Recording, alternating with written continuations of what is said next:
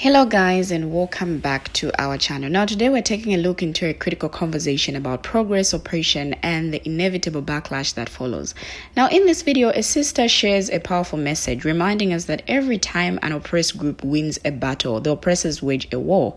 Now she takes us on a journey through history, from the creation of the KKK in response to the end of chattel slavery to the rise of mass incarceration after the defeat of Jim Crow. She reminds us that these backlash mechanisms don't invalidate the progress made, but rather they are a testament to the threat that progress possesses to systems of oppression. Now, using the powerful analogy of the first woman to run the Boston Marathon, a sister shows us that backlash is not a sign of failure, but rather it's a natural response to success.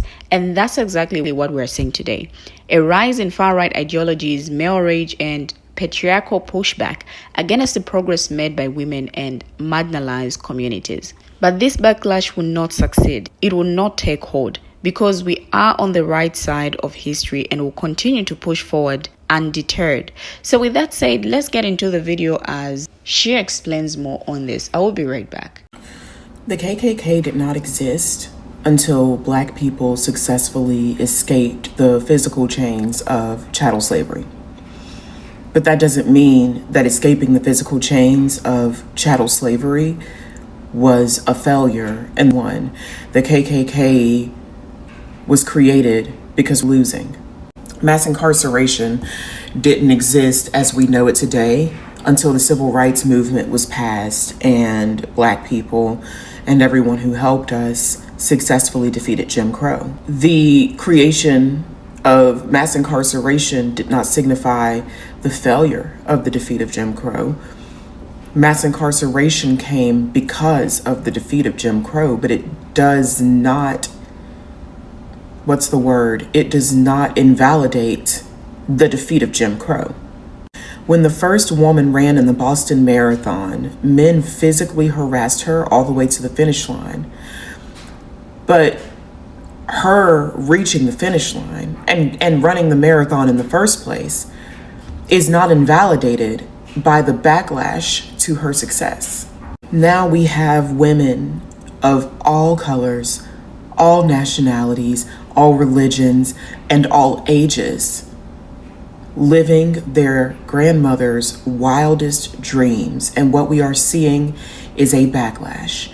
We are seeing a rise in alt-right ideologies. We are seeing a rise in male rage, patriarchal rage. There is a backlash against the career woman. There is a push to return to this trad wife ideal where women were wearing the soft chains of marriage slavery because that's what marriage was originally intended for. But that backlash, this backlash that is happening, this attempted rise at fascism, because it won't take hold. It will not grow roots, I promise you. And that's a whole nother conversation about why it won't. But this rise of alt-right ideology isn't happening because we're losing. It is happening because this is the natural response to progress. Anytime an oppressed group wins a battle, the oppressors wage a war, but the oppressors never win. In World War II, leading up to World War II, the average German citizen was piss poor, broke as hell, because of everything that happened after World War I. They blamed it all on Germany, which really wasn't fair to Germany, to be completely honest with you. It was a whole thing. We won't get into the historical nuances of that. But the average German was poor. The average Jew was thriving. The Holocaust and was a reaction to Jewish people thriving. But despite the amount of people that suffered and the sheer magnitude of that suffering, that did not invalidate Jewish excellence. All it did was delay the inevitable, which is that Jewish people will continue to thrive and do continue to thrive until this day. You can't confuse the backlash to progress as the continuation of old systems of power. It is of old systems of power, not the birth. Birth often look the very same. And you have to have the discernment to know what you're looking at when you're looking at it. Anytime I see a video of people talking about the rise of fascism and how they're just so disturbed and how we're backsliding, I scroll because it is extremely misleading, and someone who doesn't have a good understanding of history would believe them without asking any questions. It is not a backslide. What is happening right now is not a backslide. It is quite the opposite. This backlash is happening because we are doing the opposite of backsliding. Barack Obama won the presidency. Wasn't old enough to vote for him the first time, but I sure as hell voted for him the second time. Does the presence of Trump mean that there was a backslide? No.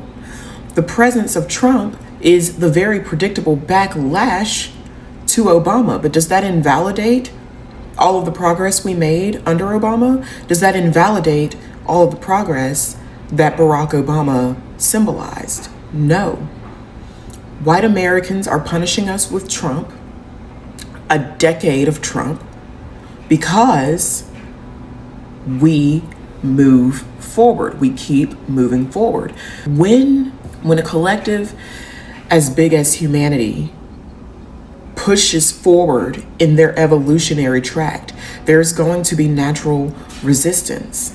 That natural resistance does not mean that we should despair and give up hope and assume that, oh, well, we're facing an obstacle. I guess we should just stop. I guess this means we have to turn around and go back. I feel like young people in this generation don't know what it is to fight for what is right and to move forward regardless and to have hope, because hope is their only option.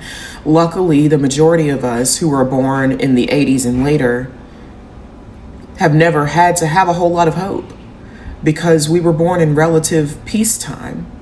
We weren't old enough to really face the brunt of the AIDS epidemic or the epidemic in the 80s or the violence. What is happening right now is par for the course, and based on pretty much every single era of human history, we won't lose if we keep moving forward. They will. They always lose. Elon Musk is having a worse year in the first 3 months of 2025 than Drake had in all of 2024. What is happening with Musk and Trump? The amount of people who hate them, viscerally hate them. These town halls, these red hat Republicans even want to cut throats. That is not what it looks like when you're winning. What it looks like when you're winning is when a bunch of people are trying to hold you back from the finish line, which is us. That is us. Women are outpacing men in a category other than violent crime. Of course they're going to be mad. Of course they're going to try to get you to go back to being their slaves. Wives. Brood mares. This is what it looks like when you're winning. When you're in class and another kid is cheating off of your test, are they cheating off of you because you're stupid? Or are they doing the wrong thing because you're smart and they're trying to ride your coattails? If you were running a race in track and field and the person behind you tried to trip you up, are they tripping you up because you're losing? Or are they tripping you up because you're winning? I just think we need to maintain some perspective and zoom out, look at this from a high level, and understand that people don't try to sabotage losers, because losers sabotage themselves. People try to sabotage winners, and the saboteur does not invalidate the victor. They always invalidate themselves in the long run. And let me just say this also. When you have a group of people who can only ever win if they rig the game, when you have a group of people who can only feel good about themselves when they're standing on top of other people, you already have them beat. You just don't know it yet. They do. They know it. Like Cat Williams said, liars act weird around you because they know the lie they told. You might not know it, but they know it. Just act like you know something, man. Like, we're on the right track. We're not backsliding fascism. Like, relax. We are doing exactly what we were always meant to be doing, which is moving forward and perpetuating the evolution of humanity for our children and our children's children and our descendants on down the line.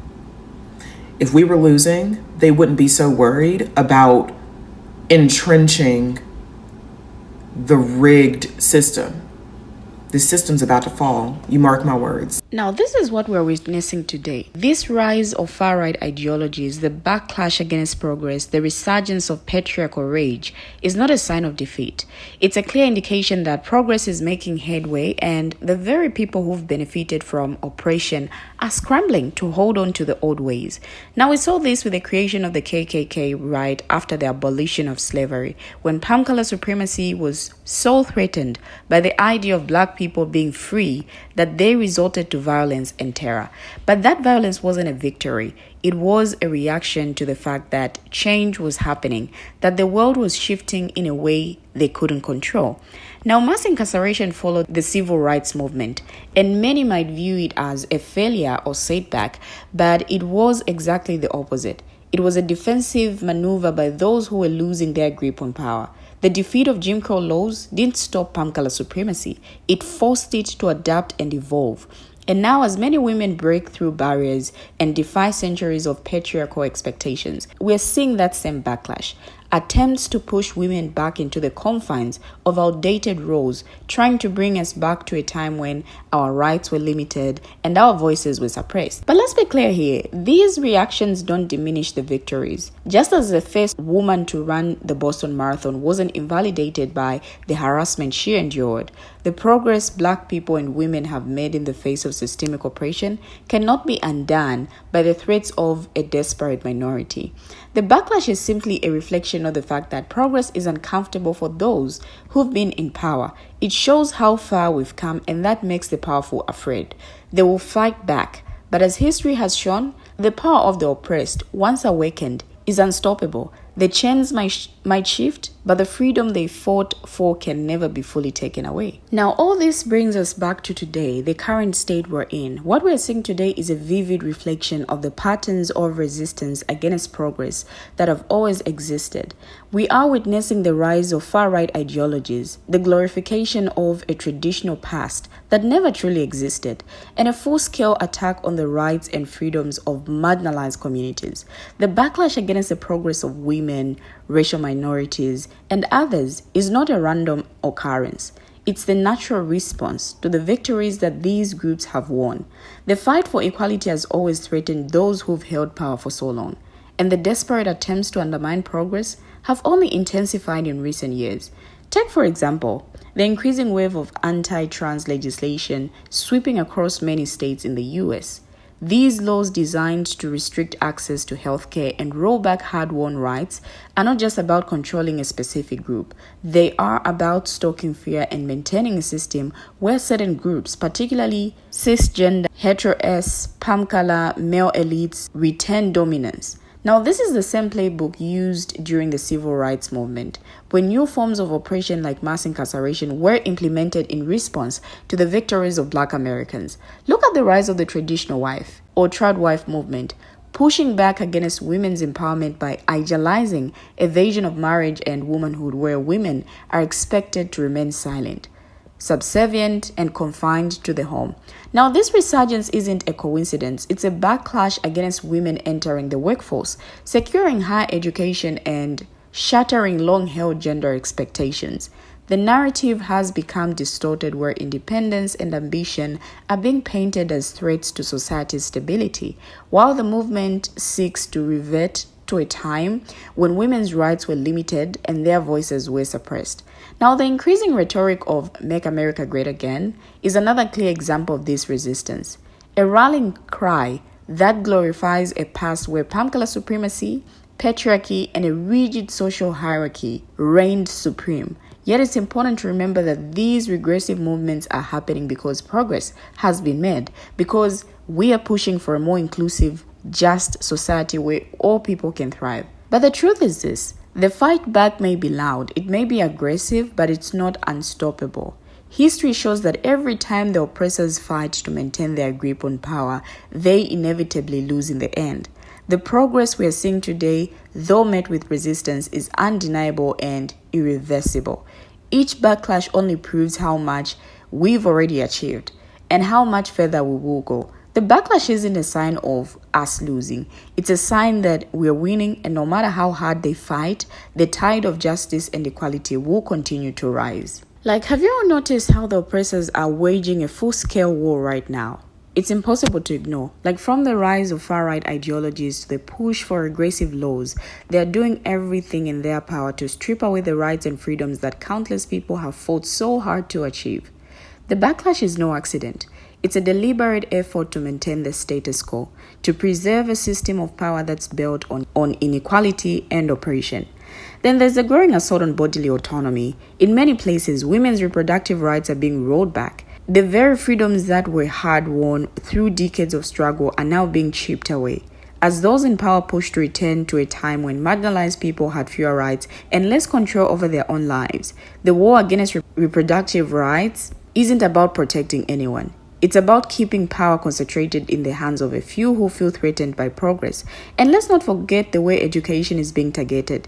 The banning of books, the erasure of Black history, and LGBTQ+ stories from curriculums, it's all part of the same strategy. It's a fight to control the narrative, to ensure that future generations don't learn about the struggles that brought us here, and to prevent them from continuing the work that's still needed. By controlling the education system, they aim to control how we view history and, by extension, how we move forward.